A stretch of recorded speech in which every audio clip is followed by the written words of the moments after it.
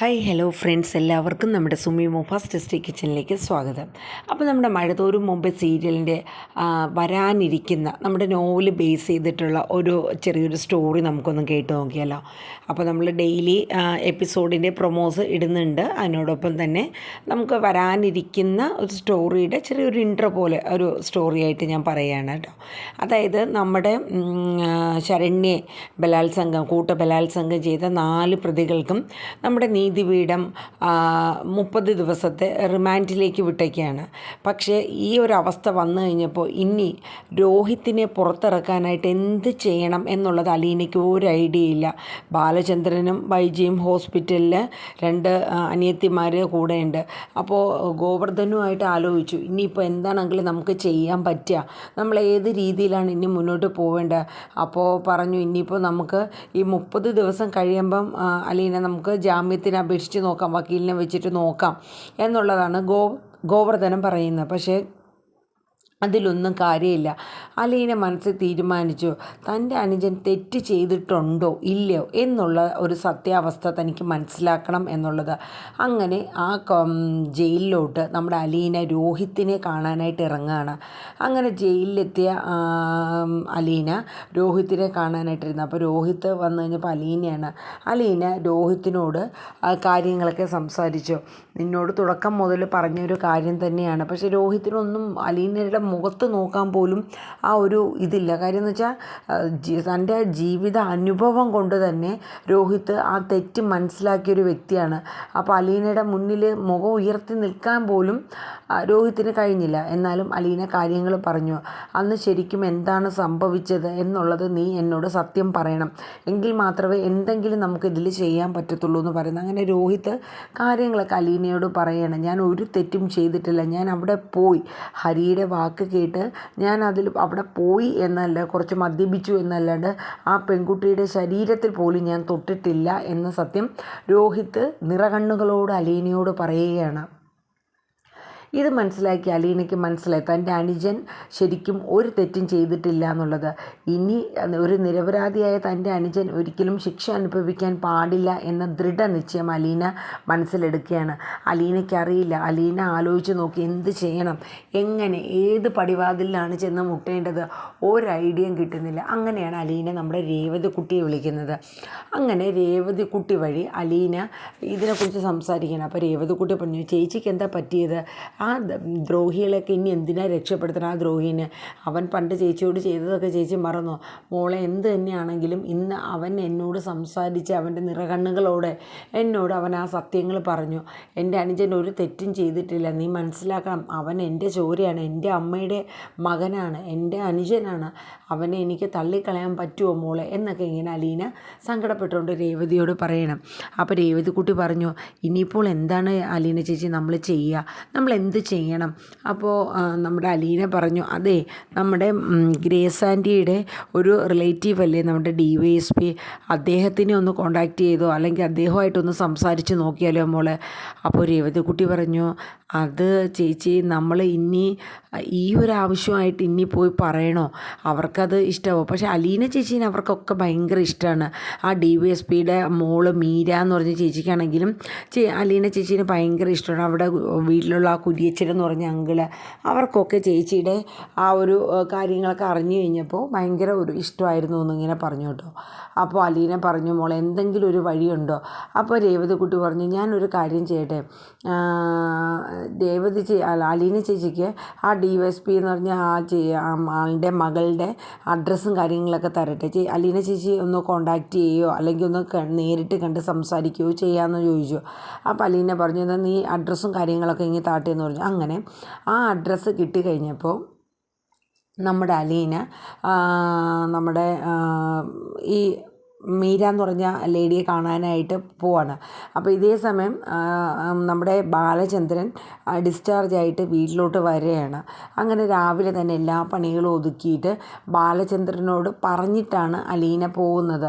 അച്ഛൻ ഇങ്ങനെ ഒരു ആവശ്യവുമായിട്ട് ഞാൻ പോവാണ് എന്ന് പറഞ്ഞു. അപ്പോൾ ബാലചന്ദ്രൻ പറഞ്ഞു, മോളെ നീ ഒറ്റയ്ക്ക് പോകണ്ട, ഗോവർദ്ധനം വേണ്ട അച്ഛൻ, ഞാൻ പോയി സംസാരിച്ചോളൂ. അങ്ങനെ അലീന അവിടെ ചെല്ലുകയും അവരുമായിട്ടൊക്കെ സംസാരിക്കുകയും കുര്യച്ചന് സംസാരിച്ച് അലീനയാണെന്നൊക്കെ പറഞ്ഞു. അങ്ങനെ മീര എന്ന് പറഞ്ഞ ലേഡിയായിട്ട് സംസാരിക്കുന്നുണ്ട്.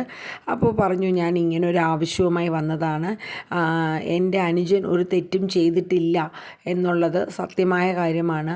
ഒരു നിരപരാധി തെറ്റ് ചെയ്തിട്ടില്ലെങ്കിൽ നിരപരാധിയെ ശിക്ഷ അനുഭവിക്കേണ്ട കാര്യമില്ലല്ലോ. അപ്പോൾ ഒന്ന് സാറുമായിട്ട് സംസാരിച്ച് നോക്കാം.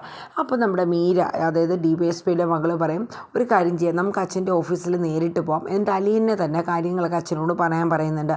അങ്ങനെ നേരിട്ട് ചെന്ന് കാര്യങ്ങളൊക്കെ അവതരിപ്പിക്കുമ്പോൾ DYSP കാര്യം കേട്ടിരിക്കുന്നുണ്ട്. എന്നിട്ട് പറയുന്നുണ്ട്, മോളെ അലീന, ഇതിൽ നമുക്ക് ഡയറക്റ്റ് ഇൻവോൾവ് ആവാൻ പറ്റത്തില്ല. കാര്യം എന്ന് വെച്ചാൽ ഇതൊരു ബോക്സോ കേസാണ്. അപ്പോൾ ഇതിൽ നമ്മൾ ഇൻവോൾവ് ആയി കഴിഞ്ഞാൽ അത് തനിക്ക് അതിലെന്തോ ഒരു ഇൻട്രസ്റ്റ് ഉണ്ട് എന്ന രീതിയിലൊക്കെ മാധ്യമങ്ങളിലും പത്രങ്ങളിലും ഒക്കെ പല ന്യൂസും വരും.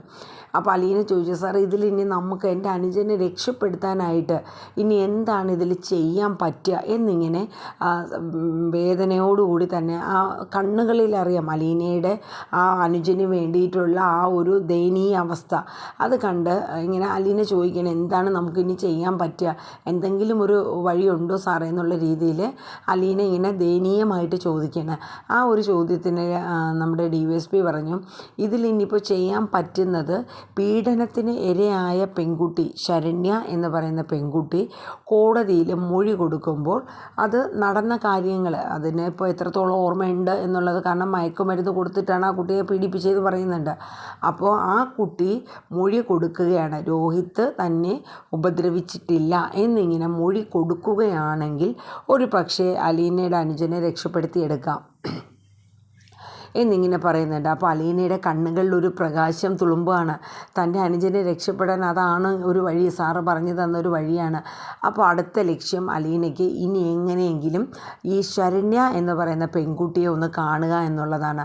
അങ്ങനെ ഒരുപാട് നന്ദി വാക്കുകളൊക്കെ പറഞ്ഞ് അലീനയെ രക്ഷിക്കാനായിട്ട് DYSP നേരിട്ട് വന്ന ആ ഒരു നന്ദി വാക്കും അതുപോലെ ഈ ഒരു കാര്യം പറഞ്ഞു തന്നതിനൊക്കെ നന്ദി പറഞ്ഞ് അലീന അവിടെ നിന്ന് ഇറങ്ങുകയാണ്. അങ്ങനെ മീരയായിട്ട് എത്തി തിരിച്ച് അലീന വീട്ടിൽ വരുന്നു. വന്ന് ബാലചന്ദ്രനുമായിട്ട് കാര്യങ്ങളൊക്കെ സംസാരിക്കണം. ഇതിനിടയിൽ ബാലചന്ദ്രൻ പല വാതിലുകളിലും ചെന്ന് മുട്ടാണ്. തൻ്റെ ഒരു മകന് വേണ്ടിയിട്ട് ഒരു അച്ഛനെന്ന രീതിയിൽ ആരുടെയൊക്കെ കാല് പിടിക്കാൻ പറ്റുമോ, പണം എത്ര വേണമെങ്കിലും കൊടുക്കാം എന്ന രീതിയിൽ പലരെയും സ്വാധീനിക്കാൻ ശ്രമിച്ചു.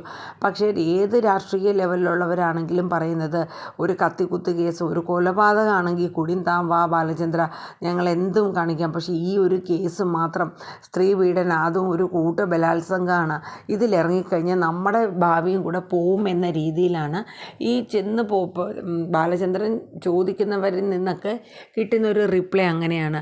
അങ്ങനെ ബാലചന്ദ്രൻ നിരാശയോടെയാണ് ആ പടികളൊക്കെ ഇറങ്ങി വന്നത്. ആ സമയത്താണ് നമ്മുടെ അലീന ഈ കേസുമായിട്ട് മുന്നോട്ട് വന്നത്. അപ്പോൾ ബാലചന്ദ്രൻ പറഞ്ഞു, മോളെ നമുക്ക് ആ കുട്ടിയെ അങ്ങനെ കോണ്ടാക്ട് ചെയ്യാൻ പറ്റുമോ, നമ്മൾ അവിടെ ചെന്ന് ആ കുട്ടിയെ കാണാൻ ശ്രമിച്ചാൽ തന്നെയും ആ വീട്ടുകാർ, അതിൻ്റെ കൂടപ്പിറപ്പുകൾ, നാട്ടുകാരൊക്കെ നമ്മളെ അതിനനുവദിക്കുമോ എന്നൊക്കെ ഇങ്ങനെ ചോദിക്കുന്നുണ്ട്. അച്ഛൻ ഇതൊന്നും ഓർത്ത് സങ്കടപ്പെടേണ്ട, ഇതൊക്കെ ഞാൻ ഹാൻഡിൽ ചെയ്തോളാം, എനിക്ക് എന്തായാലും എൻ്റെ അനുജനെ രക്ഷപ്പെടുത്തിയെടുത്തേ പറ്റത്തുള്ളൂ എന്ന് അലീന തീർത്തു പറയണ. ബാലചന്ദ്രന് മനസ്സിലായി അവൾ രണ്ടും കൽപ്പിച്ച് തന്നെയാണ് നിൽക്കുന്നത്.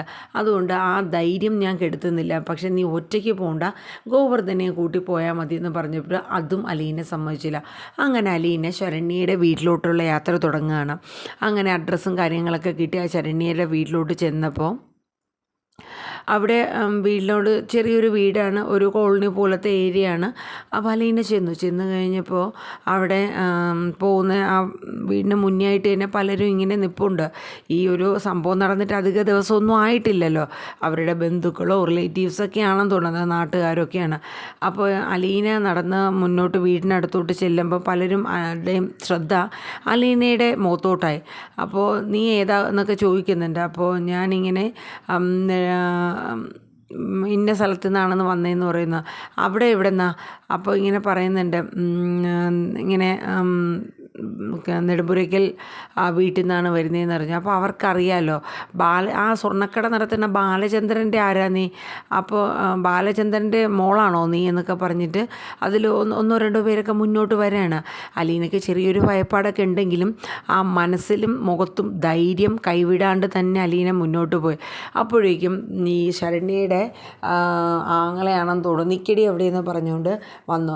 നീ എന്തിനാണ് ഇവിടേക്ക് വന്നത്, നിന്നെ അവർ പറഞ്ഞു വിട്ടുകയാണ്, അലീനയാണോടി, എന്തിനാടി ഇവിടെ വന്നതെന്ന് ചോദിച്ച് ദേഷ്യപ്പെടുകയാണ്. അപ്പോഴേക്കും വേറൊരുത്തൻ ഓടി വന്ന് അലീനയുടെ മുഖത്തൊരു ഒറ്റ അടി അങ്ങോട്ട് കൊടുക്കുകയാണ്. നീ വീണ്ടും വന്നോടി, നിൻ്റെ എന്താണ് പെൺകുട്ടിയെ പീഡിപ്പിച്ച് പിച്ച് ചീന്തിയിട്ട് ഇനി ആ കാഴ്ച കണ്ട് രസിക്കാനാണോടി നീ ഇവിടെ വന്നത് എന്ന രീതിയിലൊക്കെ ഭയങ്കരമായിട്ട് ഷൗട്ട് ചെയ്യണം. അപ്പോൾ അലീന പറയുന്നുണ്ട്, ഞാൻ അതിലേക്ക് വന്നതല്ല, എനിക്ക് ശരണ്യനെ ഒന്ന് കാണണം. എന്തിനാടി നീ കാണുന്നതെന്നൊക്കെ പറഞ്ഞ് കിടന്ന് ഒച്ചയെടുക്കണം. അപ്പോൾ ശരണ്യയുടെ അമ്മ അവിടെ നിന്നുകൊണ്ട് കരഞ്ഞുകൊണ്ട് പറഞ്ഞു, ചത്ത ശവം പോലെ ഇരിക്കുന്ന എൻ്റെ മോളെ ഇനി കണ്ടിട്ട് എന്തിനാടി എന്നൊക്കെ ചോദിച്ചിട്ട് അവർ കരഞ്ഞുകൊണ്ട് അകത്തോട്ട് കയറി പോവാണ്. അപ്പോഴേക്കും ഈ ആൾക്കാരെല്ലാവരും അങ്ങ് വളഞ്ഞില്ലേ, അലീനയുടെ കൈക്ക് പിടിച്ചിട്ട് അലീനേനെ അടിക്കുകയാണ് കേട്ടോ. കുറേ പേര് ഉന്തിയും തള്ളിയും വലിച്ചൊക്കെ ഇടുന്നുണ്ട്. ആ സമയത്ത് അലീനയുടെ ആ ഇട്ടുകൊണ്ട് വന്ന ഡ്രസ്സൊക്കെ കീറുകയാണ്. അങ്ങനെ ആൾക്കാരെല്ലാവരും കൂടെ ചേർന്നിട്ട് ആ ദേഷ്യം മൊത്തം എന്ന് വെച്ചാൽ ബാലചന്ദ്രൻ്റെ മോളാണ്, അവൾ ശരണ്യനെ സ്വാധീനിക്കാനായിട്ട് ഇവിടെ എത്തിയതാണ് എന്നുള്ള രീതിയിൽ പലരും അലീനെ ഉപദ്രവിക്കുകയും അടിക്കുകയും ഒക്കെ ചെയ്യുന്നുണ്ട്. അലീനയ്ക്ക് ഒരുപാട് പരിക്ക് പറ്റിയാണ്.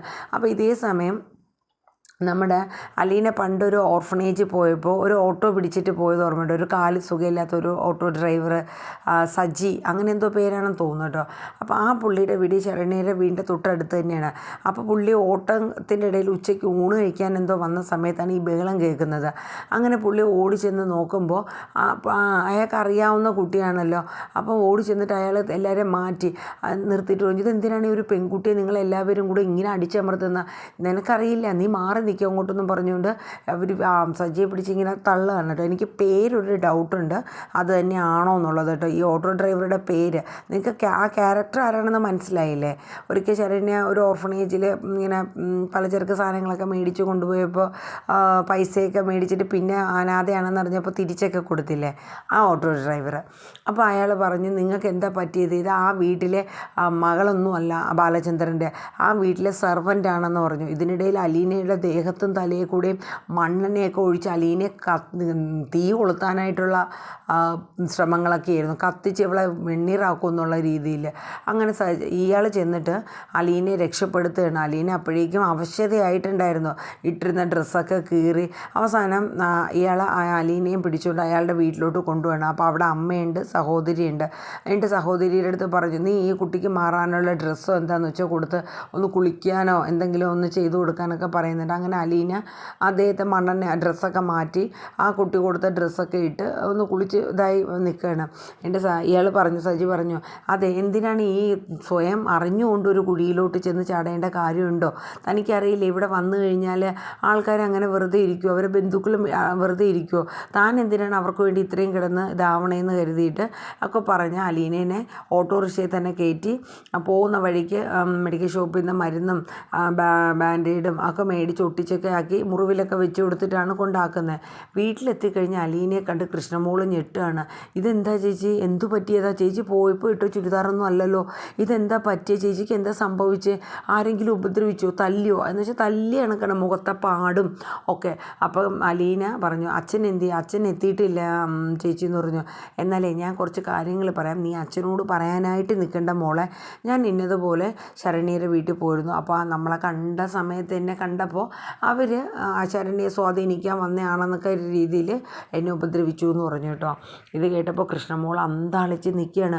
ഇതെന്താ ചേച്ചി ഒറ്റയ്ക്ക് പോയി ഇങ്ങനെയൊക്കെ ഇത്രയും വലിയൊരു ഇത് സംഭവിച്ചത്, ചേച്ചിക്ക് ജീവൻ എന്തെങ്കിലും പറ്റിയിരുന്നെങ്കിൽ എന്ത് ചെയ്തനെ എന്നൊക്കെ പറഞ്ഞ് കൃഷ്ണമോൾ ഭയപ്പാടോടുകൂടി നിൽക്കുകയാണ്.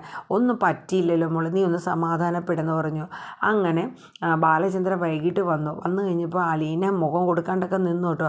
അപ്പോൾ അലീന എന്തെന്ന് ചോദിച്ചപ്പോൾ അലീന ചെന്നു, ഇതെന്താ മോളെ, ബാലചന്ദ്രനൊന്നും ഞെട്ടി, ഇതെന്താ നിനക്ക് എന്താ സംഭവിച്ചത്, നീ ഇന്ന് അവിടെ പോയപ്പോൾ അവർ നിന്നെ ഉപദ്രവിച്ചോ, ഞാൻ നിന്നോട് പറഞ്ഞില്ലേ നീ ഒറ്റയ്ക്ക് പോകണ്ടെന്ന്. ബാലചന്ദ്രൻ ദേഷ്യപ്പെടാണ്.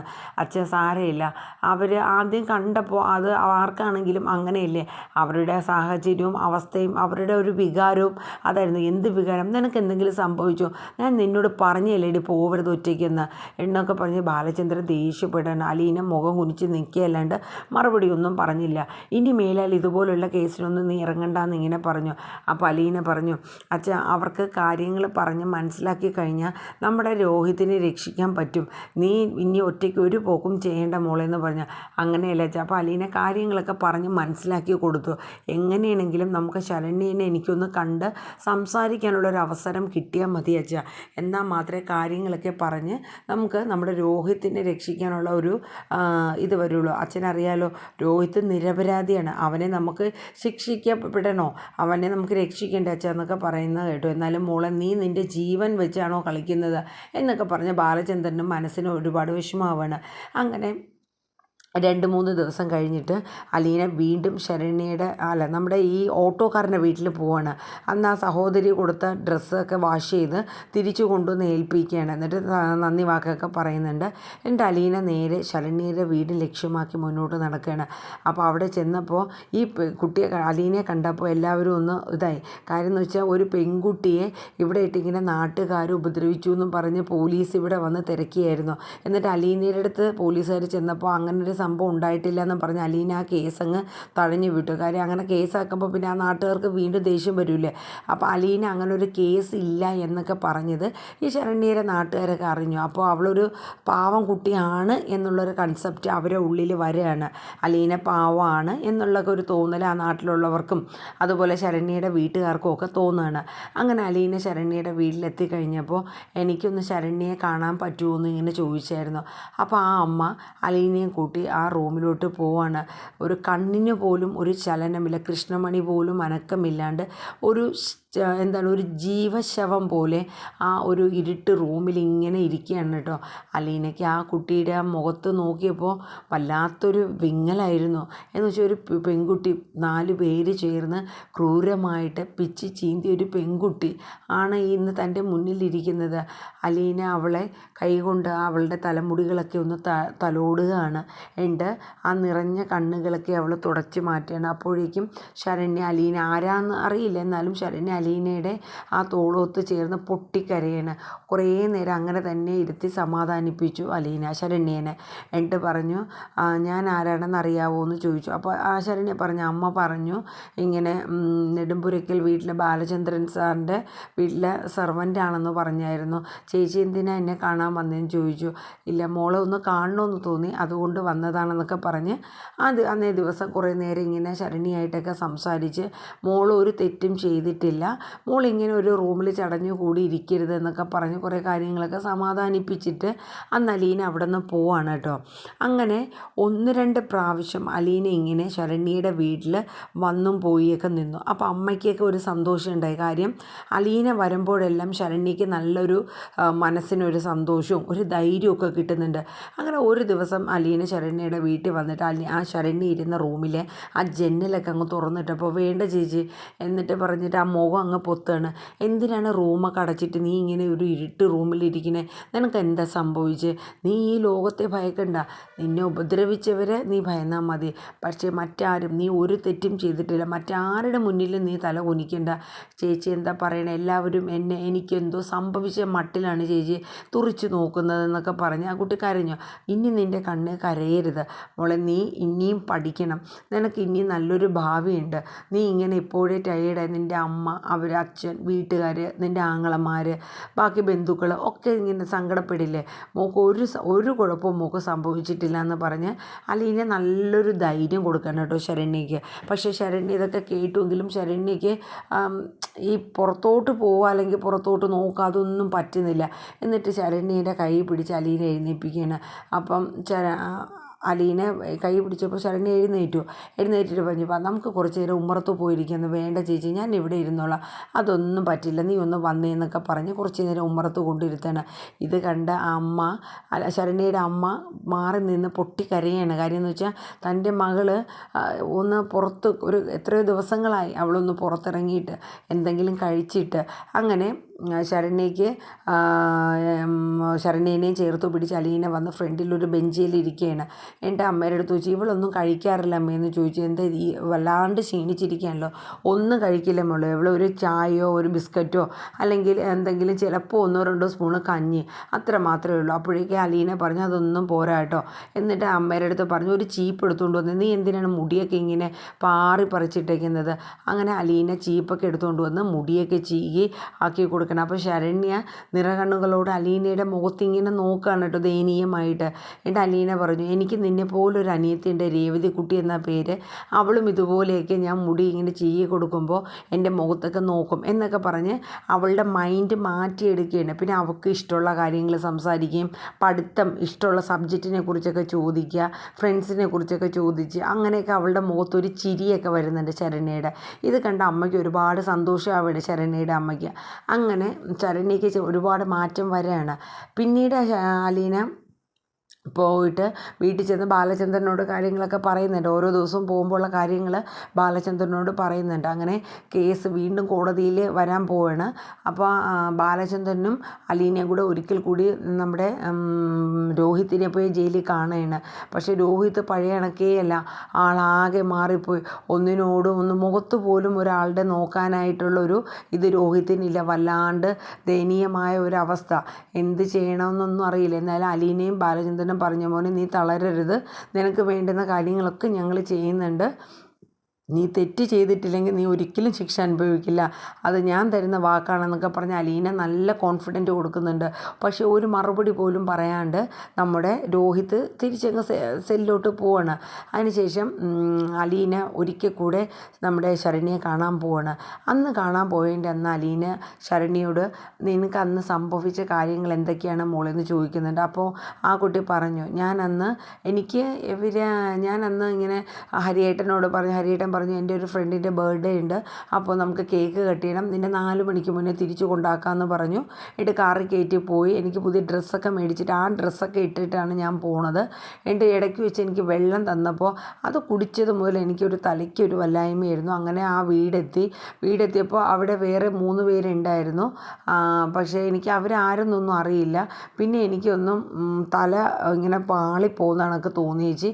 പിന്നെ എന്നെ കുറച്ച് നേരം അവിടെ കൊണ്ടുവന്ന് ഹരിയേട്ടൻ കിടത്തി. പിന്നെ 3 പേര്, ഹരിയേട്ടൻ ഉൾപ്പെടെ പിന്നെ ഒരു 2 പേര് ചേർന്ന് എന്നെ ഇങ്ങനെ ഉപദ്രവിക്കുകയും ഒരാൾ പേടിച്ച് ഇങ്ങനെ മാറി നിൽക്കണേയൊക്കെ കണ്ടു.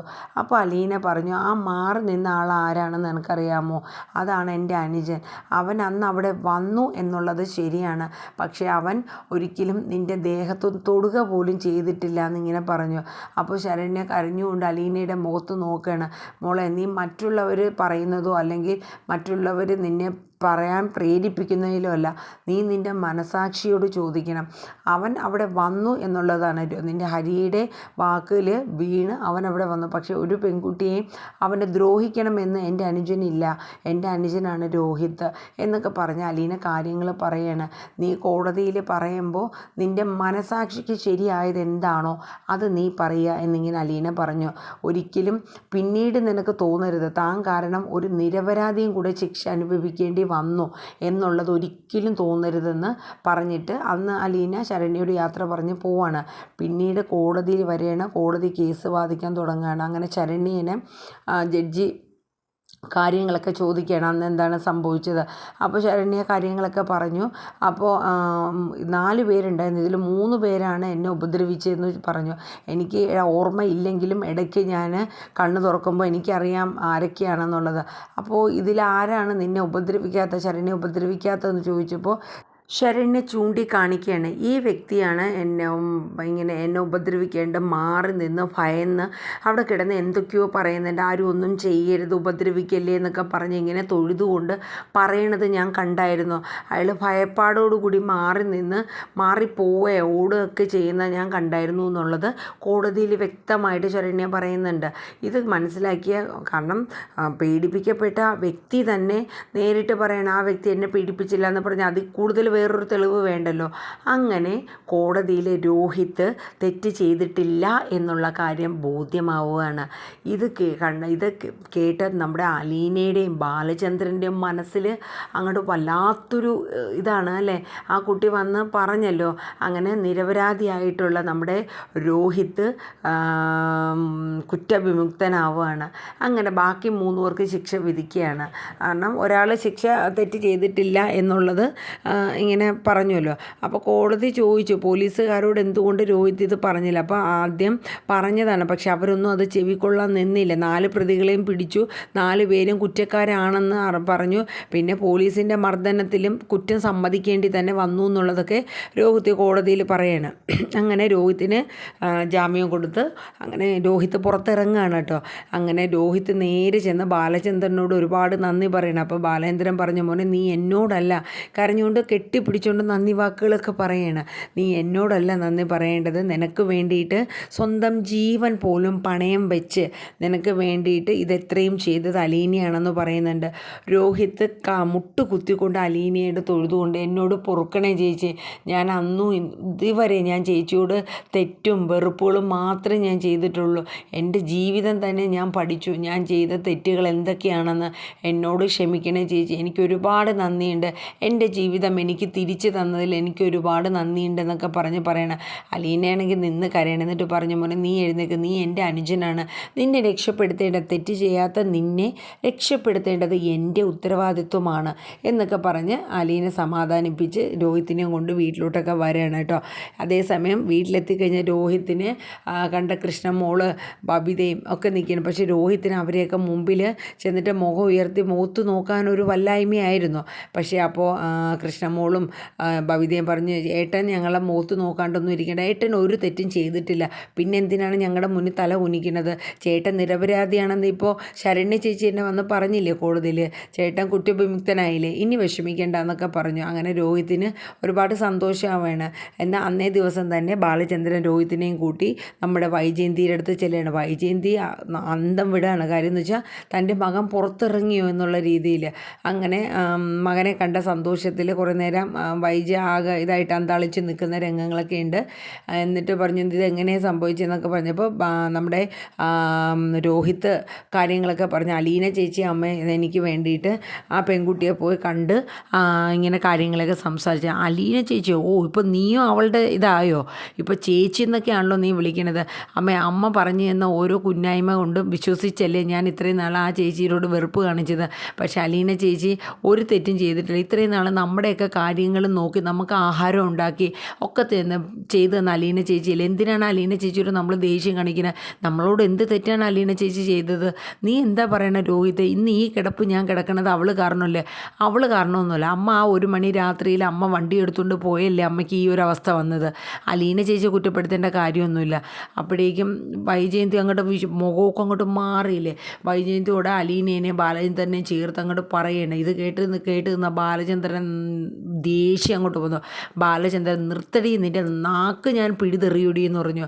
എൻ്റെ മകളെ നീ എന്തിനാണ് ഈ കുറ്റം പറയണേ? ഇക്കണക്കിന് പോയാൽ നാളെ ബബിതയും എന്നെയും ചേർത്ത് നീ കുറ്റം പറയുമോ? നാണാവുന്നില്ലേ നിങ്ങൾക്ക് നിങ്ങളുടെ മകളെക്കുറിച്ച് പറയാൻ? അപ്പോൾ ബാലേന്ദ്രൻ പറഞ്ഞു, അപ്പോൾ നിൻ്റെ മകളെക്കുറിച്ച് പറഞ്ഞപ്പോൾ നിനക്ക് പൊള്ളുന്നു, അതുപോലെ തന്നെ എൻ്റെ മകൾ അലീന, അവളെക്കുറിച്ച് എന്നെക്കുറിച്ച് അപവാദം പറഞ്ഞാൽ എനിക്കും പൊള്ളുമെന്ന് പറഞ്ഞിട്ട് അവിടെ നിന്ന് ഇറങ്ങി പോവാണ്. എന്നിട്ട് പിന്നെ നേരെ വീട്ടിലെത്തി കഴിഞ്ഞിട്ട് അലീന ചോദിക്കുന്നുണ്ട്, അമ്മയെ കണ്ടോ, എന്തായി രോഹിത് എന്നൊക്കെ ചോദിക്കുമ്പോൾ അമ്മയെ കണ്ടു, അമ്മ അപ്പോൾ അതുപോലെ തന്നെ അച്ഛനുമായിട്ട് വഴക്കൊക്കെ ഇട്ടു, എന്തിനാ അച്ഛൻ മേഡമായിട്ട് വഴക്കൊക്കെ ഇട്ട് എന്നൊക്കെ ഇങ്ങനെ പറഞ്ഞ് കാണിക്കുന്ന സീനൊക്കെയാണ് കേട്ടോ. അപ്പോൾ ഏകദേശം എനിക്ക് തോന്നുന്നു ഇത് ഞാൻ നോവൽ ബേസ് ചെയ്ത് ഇനി വരാനിരിക്കുന്ന സ്റ്റോറി ഒരു ഇൻട്രോ പോലെ പറഞ്ഞതാണ്. ഇനിയിപ്പോൾ രോഹിത് നിരപരാധിയായിട്ട് പുറത്തു വരുന്ന സീനൊക്കെ അല്ലേ, അപ്പോൾ അതുകൊണ്ട് അത് നിങ്ങളെ മുൻകൂട്ടി അറിയിച്ചു എന്ന് മാത്രം. അപ്പോൾ എല്ലാവരും നമ്മുടെ ഈ ഒരു വീഡിയോ കേട്ട് ലൈക്കൊക്കെ അടിക്കാനായിട്ട് മറന്നു പോകരുത്. നിങ്ങളുടെ അഭിപ്രായങ്ങൾ കമൻറ്റ് ബോക്സിലൊക്കെ രേഖപ്പെടുത്താം. പിന്നെ ഡെയിലിയുള്ള അതാത് എപ്പിസോഡിൻ്റെ പ്രൊമോ തലേ ദിവസം രാത്രി 9 മണിക്ക് തന്നെ ഞാൻ അപ്ലോഡ് ചെയ്യുന്നതാണ്. എല്ലാവരും നമ്മുടെ വീഡിയോസൊക്കെ ഒന്ന് കണ്ട് സപ്പോർട്ട് ചെയ്യണം കേട്ടോ. എല്ലാവർക്കും നല്ലൊരു ശുഭദിനം പറഞ്ഞുകൊണ്ട് നമ്മുടെ ഈ ഒരു അപ്കമിങ് വിശേഷം ഇവിടെ വൈൻഡപ്പ് ചെയ്യാണ് കേട്ടോ. എല്ലാവരോടും ഒരിക്കൽ കൂടി tata bye bye, take care.